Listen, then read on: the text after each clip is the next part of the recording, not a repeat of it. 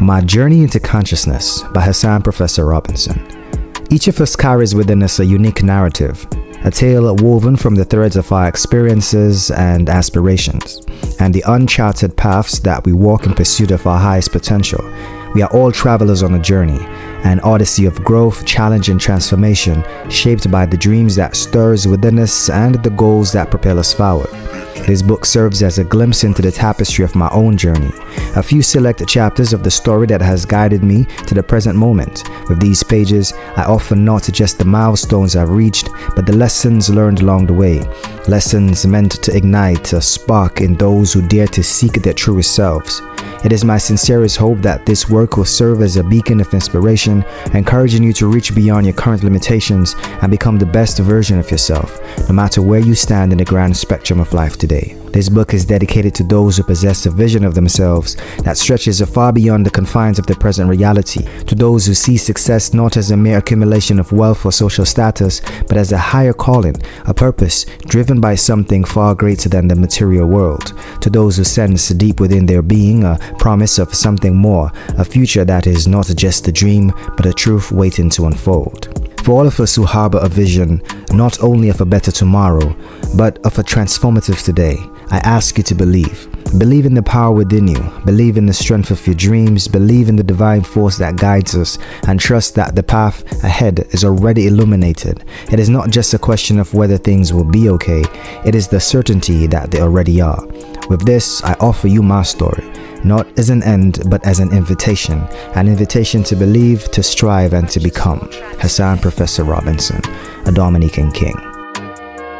Chapter 1. Forgive yourself. We all make mistakes, some bigger than others, some with heavier consequences, and some that later reveal themselves as blessings in disguise. Some mistakes may stay with us, reminding us that we are works in progress. We learn that sometimes we hurt those we love, and though time heals, memories remain, carrying with them emotions that linger. This is my story, a Dominican King, or a Dominic King if you will, on a journey shaped by foolish mistakes turned to wisdom, challenges and failures are transformed into opportunities and victories.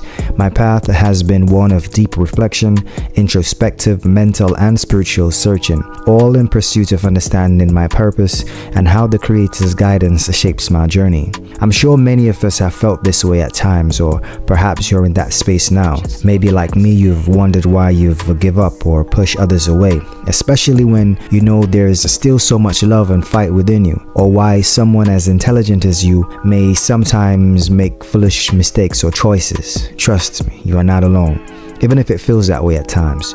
Know this, even in the darkest moments, God is carrying us through.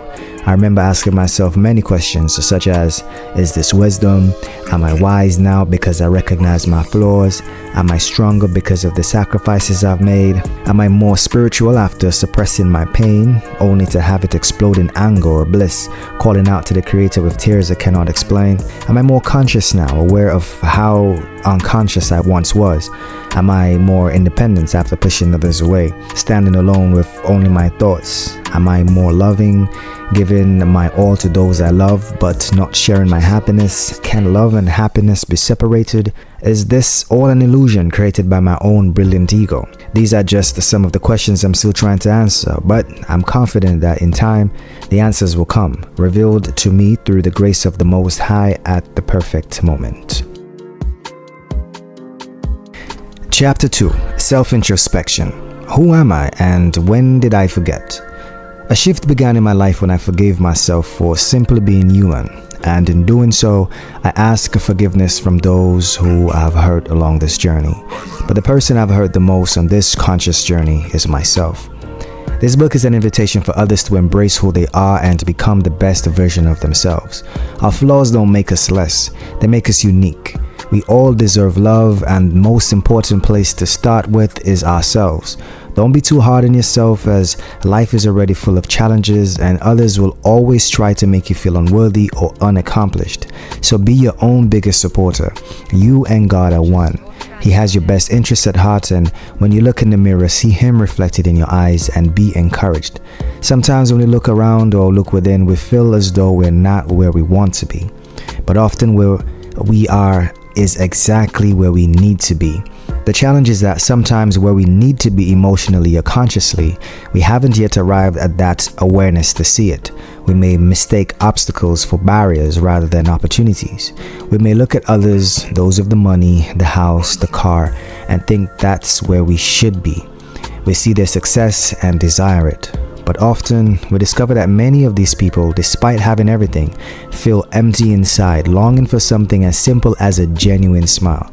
This doesn't mean that we should settle or accept our current situation as the final reality of our lives, nor should we cast judgment on those who've earned their success. But over time, I've learned that I possess qualities and things that even the wealthiest can't buy. Yet those qualities alone can't pay the bills. Perhaps you felt this way, or you might be feeling it right now. Remember, you're not alone. Some argue that the world is corrupt and that we need to play the game dirty in order to succeed. Others feel we need financial independence to truly thrive. Both points are valid. The world has its flaws, but the planet itself isn't corrupt. Yes, we need financial stability to navigate life systems, but to rise with the world, we must raise our consciousness, our vibrational frequency. People often perceive me as naive or overly optimistic, urging me to get real. Yet there is a part of me, and perhaps part of you, that knows that there's another way to live. That does not mean that we are abandoning comfort or wealth, but finding a balance between our material desires and our spiritual awareness. I've come to realize that both lack and abundance, whether of money, love, or trust, changes us. These forces can shape us for the better or for the worst, depending on our level of consciousness. Yet, as we've loved and been loved, we've also hurt and been hurt, sometimes in the very name of love. But through it all, it is important to love ourselves, for God's love flows through our very being. Self-love is essential, not just for ourselves, but for every relationship we hold. We must stay motivated to be our best selves, not only for our own sake, but for the sake of those around us. I've had to learn to forgive myself, and that's why the first chapter of this book focuses on forgiveness. There were times I gave up, not just on life, but on the one person who never gave up on me. I folded under the pressures of life, suppressing my hurt, thinking that I could continue being there for others without facing my own pain. But silence and suppression only delayed the inevitable, and in some cases made things worse. Don't be too hard on yourself. Forgive yourself, and say this with me. I forgive myself, and I accept that I am human. This simple meditation can be personalized to fit any situation. Replace forgive with love, or accept, or appreciate, and say, I love myself, I accept myself, I appreciate myself, and I accept that I am a human being. Say this while looking in the mirror, knowing that the reflection before you is God's love. For some of us, we may have given up on love, on our dreams, on our financial goals, or even life itself. But the best way to fail is to give up. This book is here to remind you that success is in the journey, not the destination. Even if you've given up, like I have at times, fight. Fight for your dreams. Fight for the people you love. Fight because there is so much within you to offer, and no amount of wealth or lack thereof can define you. Remember, there is someone who will never give up on you, and that person is God. He's always fighting for you. Chapter 3, Healing. I think I feel fine. Many of us walk through life unaware of our brokenness, and even when we do acknowledge it, we often don't realize the full extent of the damage. Now, I'm not saying that we're all broken people in need of healing, far from it, but many of us go through life without truly addressing the subconscious scars we carry. I too have broken pieces that I'm still learning to heal. This book is part of my healing process. It didn't start as a book. It began with me journaling my thoughts, and as I read them, I realized I hadn't fully grasped the damage I'd experienced or the effect it had on my life and choices. I'm not a psychologist, psychiatrist, or spiritual guru, but I am a seeker of truth and a genuine believer in the goodness of God. I believe each of us has our own unique truths that only we can fully understand and embrace. By sharing mine, I hope to inspire you to reflect on your own and perhaps open up to others who may need it. You don't have to share your personal journey with the world like I am, but I encourage you to be open to the possibility that your story, your truth, could offer strength and encouragement to someone else. For me, the damage started before I was even born. My biological father chose to separate from my life whilst I was still in my mother's womb, and I spent time trying to understand what life must have been like for him and my mother at that time. Eventually, this process helped me forgive them both, not for their actions, but just for being human, for living their truth as they saw it.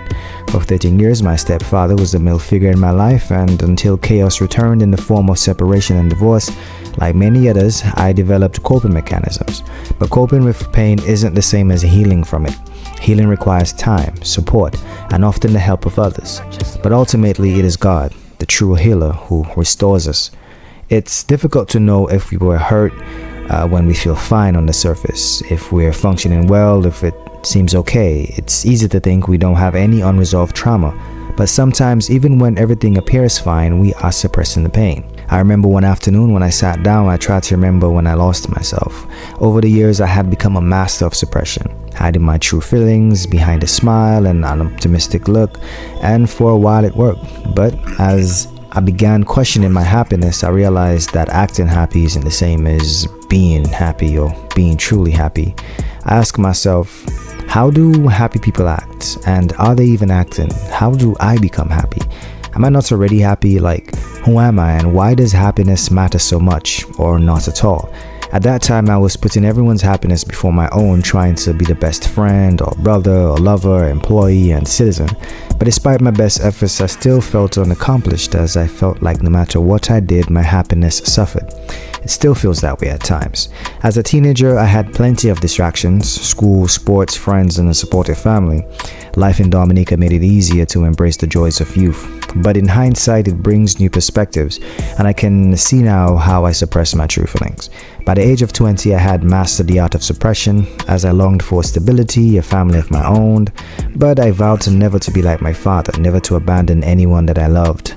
Every relationship I entered into it hoping that it would be my last. But despite my good intentions, I ended up repeating the same patterns, unintentionally hurting others, including the women that I loved. Being raised in a family with diverse experiences, I saw how money changed people, how both abundance and scarcity shaped relationships.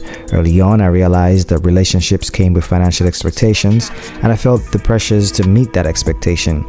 Society teaches us that success means good grades, a stable job, and financial security. The reward, we're told, is happiness. But happiness is not something you can buy. In my heart, I've always believed that money cannot define my self-truth. It's naive to think that money doesn't matter, but money cannot shape who I am at my core. This world often values money, status, and superficial achievements over self-worth. We are categorized by our wealth and social position. In society's eyes, I'm considered, middle class, and I'm sure you can relate to that struggle. We're all doing our best within the system. My story may not be unique, but it's my truth. I could go on about my younger years, but the point of this chapter is to focus on healing, not perfection. Healing takes time, awareness, and connection with the Supreme Healer, Yahweh. And now I know that I am well. According to your faith, let it be to you, according to Matthew 9, verse 29. Chapter 4. Dream big and aim high. Dream big and know that it's already yours. It may sound like a cliche, but this mindset truly works. Dreaming big and aiming high has been one of my most powerful shifts in my own journey. It was the first step towards raising my energy levels and seeing beyond the limitations of my present circumstances. Reflecting on the challenges in our lives has its place. It's important to assess where you are, to acknowledge where we've come from, and gauge our progress. But we can't stay there. We must allow our dreams to lift us higher. For me, it started with writing down the things I wanted to change, improve, or maintain in my life. As I created my Dream Big and Aim High list, it's a living document, constantly evolving just as we do. Here's a glimpse of some of my dreams. To create some of the best-selling audiobooks that inspire and enlighten, to have conversations with the world's most conscious and inspirational thinkers, to build a business that spreads positivity, positive energy, and helps people become their highest or best versions of themselves, to travel the world, forging new relationships that will secure generational wealth for my family and loved ones, to build a home that serves as a sanctuary, a place of peace and new beginnings for those in need, to make wise investments, ensuring that my family and loved ones live comfortably in mind, body, and spirit. These goals are possible, attainable with God's guidance, a clear plan, disciplined work ethics, and a support system that is strong. And remember, success looks different for everyone. Just ask anyone, what does success mean to you? The answer will reveal a unique perspective shaped by their own journey. Success, dear reader, is what you make of it. It's the journey you undertake and how you defined it. So I hope this book inspires you to dream big and aim high and pursue what's most important to you. The greatest battle we face is with ourselves, and the greatest victory we will ever experience is the one within us. Success is not a destination but a journey. And the most fulfilling journey is the one where we take with Yahweh, for He knows the way. You simply need to decide where you want to go. Chapter 5. Letting go and trusting that everything will be alright. Life has a curious way of unfolding, almost as though it's preordained or something. Yet we often feel that we choose our own experiences and are responsible for shaping our reality. The truth is, our choices reflect our experiences, and our perceptions shape how we view those experiences. Whether we deem them good or bad, these experiences are necessary. They provide contrast, a deeper understanding of life's bigger picture, and ultimately they give us purpose. This realization is one of the reasons why I felt compelled to write this book. There must be a reason why I think the way I do, why I see the world through this particular lens, and the same can be said for everyone around us. Based on my own limited experiences, I believe that to truly know what you want in life, seek Yahweh, and it will become real. But true effort, patience, and determination are required. Anything less will not align you with your true desires and will take you off course from the source of your efforts, which is Yahweh. It is important not to get caught up in the name I use for the Creator or the religious or spiritual denotations associated with it. The essence is not the label, it is life itself. So don't try too hard. Life unfolds naturally. You may find yourself placed in categories by others, labeled in ways that don't fit. But remember, you will also rise to heights you once believed impossible, surpassing your own expectations. Yahweh is a being of abundance, and how you perceive that abundance, good or bad, is entirely up to you. The key is to trust that everything will be alright. Not only will it be, but it already is. So don't try to force things, just be. At times it can feel like we are searching for something obvious. Seek and you shall find is what we've been taught. But what if once you truly know what you're seeking, it is already yours? Blind seeking only leads to more possibilities, more paths to consider. The real challenge lies in knowing what you are truly seeking. On a deeper level, our souls are always seeking expansion. Growth is the natural order of life, but sometimes we feel constrained by our circumstances. That feeling that there is more within us, something that we haven't yet fully understood, drives us to search. Eventually, this blind seeking moves from the subconscious to the conscious. But the question remains, will it lead to positive evolution, to deeper introspections and connections with Yahweh? Or will it come as a spontaneous revelation from life itself? Either way, ask Yahweh for clarity on His vision for you. For the simple path is not always easy, and the obvious answers are not always clear. Purchase your tracks today. Chapter 6. Good habits produce good results. Good habits lead to good results, whether we're fully aware of it or not. The act of consciously cultivating good habits is in itself a good habit, one that will naturally manifest abundance in our lives. This concept isn't new. Most of us are already aware of it and have seen the benefits of applying it in our lives. Yet, discipline and the commitment to stick to those habits may not always come easily. Life's challenges follow the same natural law and balance themselves with opportunities. It is up to us to define our challenges and ultimately to overcome them. However, there are some things beyond our control, such as how others perceive life and their feelings about it. So how do we stay motivated to make changes, adopt new habits, or simply maintain the new habits and thoughts we've worked hard to develop? There are countless books, motivational videos, and resources on self-motivation and mindset. For me, I rely on something simpler. I talk to Yahweh, and I have an honest, open conversation with the Creator. This simple practice is a habit that has consistently produced good results for me. It's something I encourage others to try as well, regardless of the name they use for the Creator. In my case, I have an open conversation with myself and I ask Yahweh to intervene. Afterward, I listen closely and pay attention to those responses that arise in my mind, body, and spirit. True communication happens on the same frequency. Without this alignment, communication can break down and develop into miscommunication, often resulting in arguments or even debates. Therefore, it is essential to develop strong communication skills, especially with ourselves. Many of our misunderstandings come from the unspoken emotions within us, which call for a deeper level of communication that doesn't require words. It is a heart-to-heart frequency we may not always recognize consciously, but one that brings balance when we pay attention to it. Though it may seem simple, this isn't always easy. But just because something isn't easy doesn't mean that it's necessarily difficult. After all, how can we know if we're in the right frequency unless we've been out of it? To me, balance is when our awareness aligns with our experiences, as well as when we experience being out of sync in different areas of our lives. This is how the mind and heart communicate with each other. Understanding the polarity of frequencies along with the rate, magnitude, and other qualities help us to better align with the habits that promote this understanding. This is why this chapter focuses on the idea that good habits produce good results. Now, how do we focus these thoughts into useful tools that help us manifest our desires and also foster deeper appreciation for who and where we are right now? Appreciation and gratitude for what I currently have is one of the best habits I try to maintain. This practice has been especially important considering my upbringing and my desire to avoid being a victim of circumstance and environment. For me, showing appreciation in the present moment sets the perfect foundation for the future experiences I wish to have and inspire others to do as well. We all deserve success and happiness. So why not cultivate habits that, will guarantee these things in our lives and in the lives of those we love?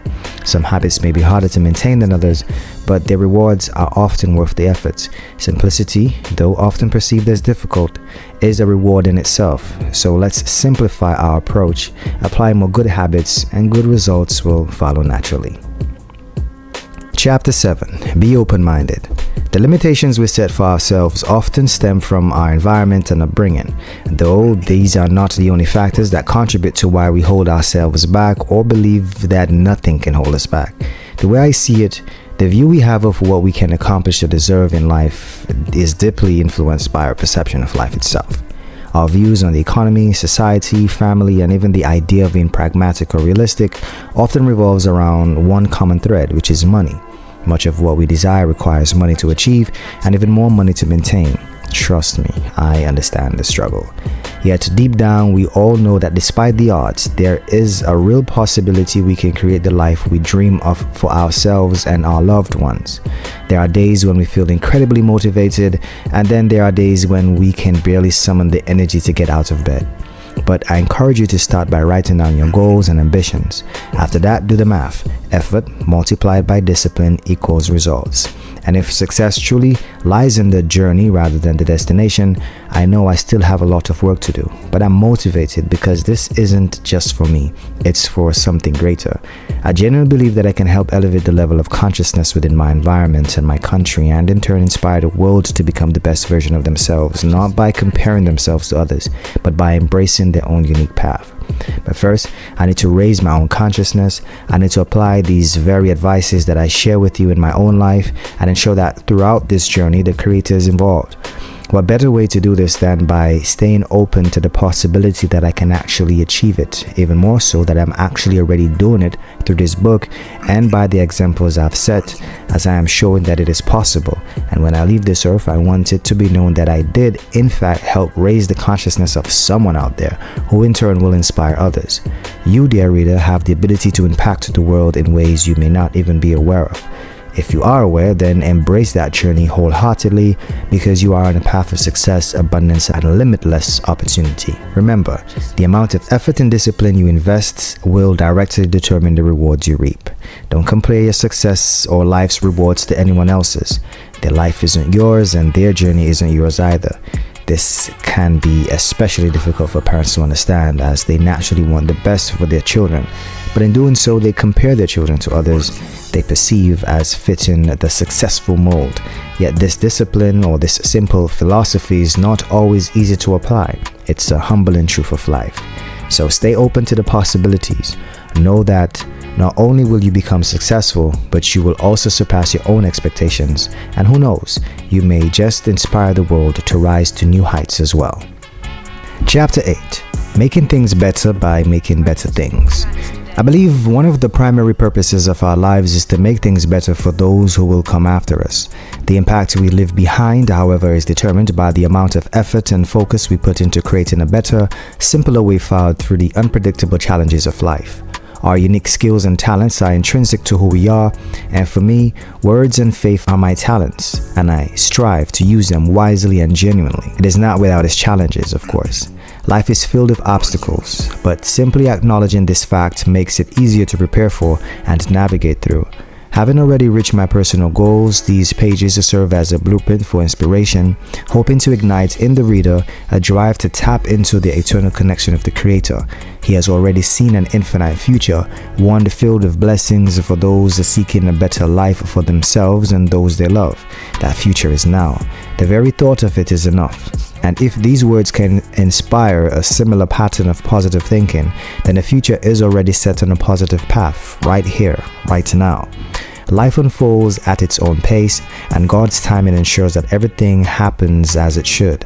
When you are ready to receive, you will receive. That moment requires no effort on your part, just faith and consistent work towards your goals.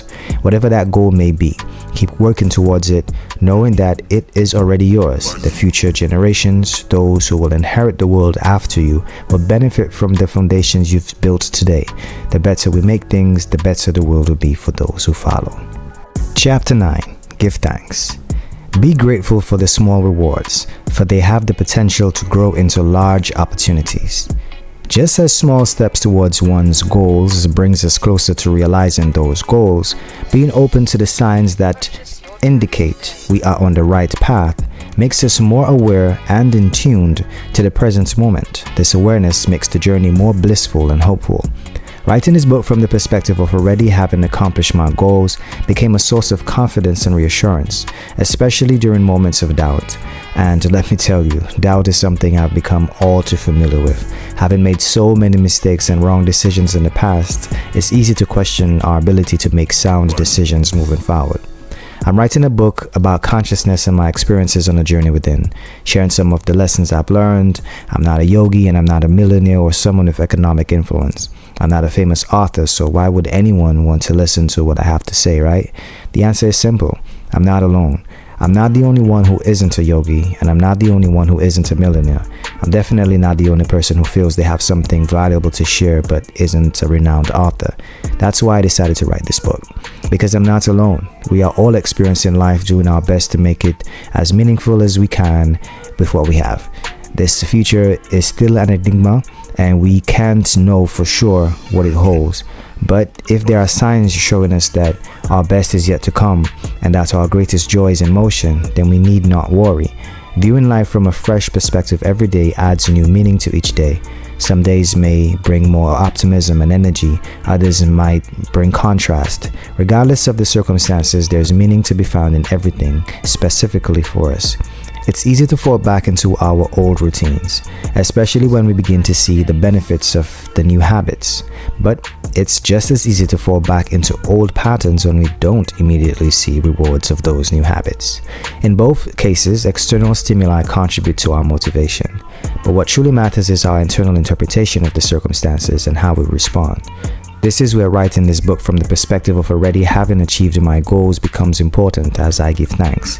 I am thankful for every chapter in my life, for it forms the foundation of opportunities that I have already claimed and achieved.